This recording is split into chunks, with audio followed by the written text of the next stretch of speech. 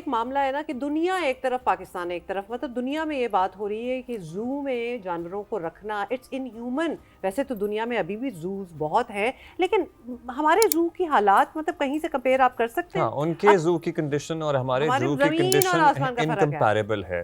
اور ظاہر ہے نور جہاں، مدھوبالا اور لا تعداد ہتھنیوں کے بعد کراچی چڑیا گھر میں قید تنہائی کاٹتی رانوں کی صحت کا معاملہ نا اب عدالت میں پہنچ گیا ہے. یہ بائی دا وے ایک بار پھر عدالت میں پہنچا، یہ پہلے بھی عدالت پہنچا ہوا ہے یہ. تو جی فیمیل ریچ ہے، اس کی آزادی کے لیے جانوروں کے حقوق کی تنظیمیں میدان میں آ گئی ہیں اور جانوروں کے حقوق کی سرگرم کارکن جو ہیں وہ بھی انہوں نے بھی وکیل کر لی ہیں. جبران ناصر وکیل ہیں اور بہت سی چیزیں ہو رہی ہیں. سندھ ہائی کورٹ تک بات جا چکی ہے. پٹیشن دائر ہوئی ہے جس میں رانوں کی زندگی کو لاحق خطرات کے باعث اسے قدرتی ماحول یعنی سینکچری میں منتقل کرنے کی استدعا کی گئی ہے. 2020 میں تھوڑا بیک گراؤنڈ بھی آپ جانیے کہ رانوں کا ایک ساتھی ریچھ تھا جو چڑیا گھر میں ہی فوت ہو گیا. عدالت نے درخواست 14 اکتوبر کو اب سماعت کے لیے مقرر کر دی ہے.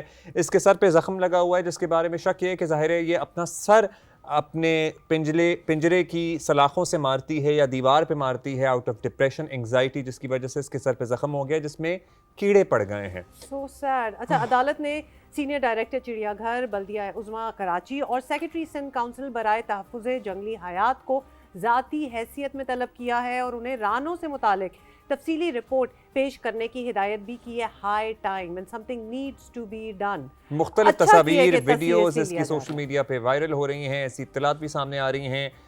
ظاہر ہے کہ رانوں کے سر کا زخم اب اور پیچیدہ بنتا جا رہا ہے، ہوتا جا رہا ہے اور بڑی تعداد شہریوں کی فری رانوں کے نام سے ایک آن لائن مہم بھی چلا رہے ہیں.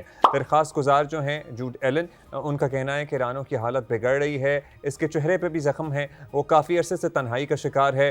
فوری طور پر اگر اسے سینکچری نام منتقل کیا گیا تو اس کی جان بھی جا سکتی ہے. دوسری جانب آپ کو یہ بتا دیں کہ چڑیا گھر کیا کہتا ہے، چڑیا گھر کی انتظامیہ رانوں کو کسی طرح کہیں اور منتقل کرنے پر آمادہ ہی نہیں ہے. ان کا موقف ہے کہ رانوں کے چہرے پر معمولی سوجن ہے بلکہ کوئی زخم نہیں ہے اور جو کہ جلد ٹھیک بھی ہو جائے گی. That is what they are claiming. اور اسی قسم کے بیانات ہم نور جہاں ہتھنی سے کے متعلق بھی سنتے رہتے تھے. آپ کو یاد ہوگا چڑیا گھر انتظامیہ اس وقت بھی اسی طرح کے جواز جو ہے وہ پیش کر رہی ہے جو اس نے پہلے کیا. حالانکہ کے ایم سی کی اپنی کمیٹی اعتراف کر چکی ہے کہ چڑیا گھر میں اس کو رکھنا ٹھیک نہیں ہے، یہ مختلف بیماریوں سے بھرا ہوا ہے.